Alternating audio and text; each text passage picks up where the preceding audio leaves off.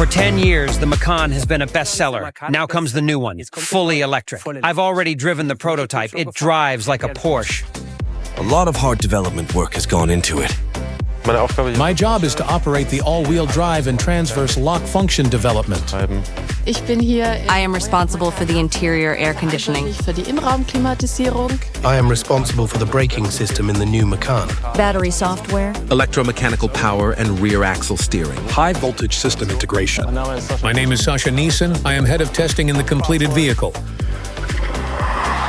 When we develop a new Porsche model, it's always about performance and driving dynamics. That's Porsche. That's our DNA. The challenge was to pair that with efficiency and our design language. And we wanted to rise to it. That was our incentive. Can you give me a ballpark figure of how many kilometers a new model is test-driven before it goes into production? I can tell you that we've already test-driven more than 3.5 million kilometers in recent months. Of course, as always, we are testing all over the world. That means gravel, snow, sand.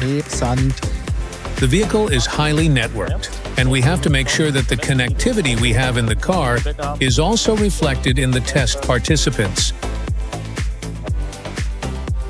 A lot of development time is also invested in aerodynamics, and it pays off. With the Macan, we achieve our best CD value of 0.25. That's a tenth better than the predecessor. A big step. A huge step, which ultimately means 85 kilometers more range. Yeah, now we can see what technology is hidden under this aerodynamic skin. Now let's go into some real detail. Can you give me some key data?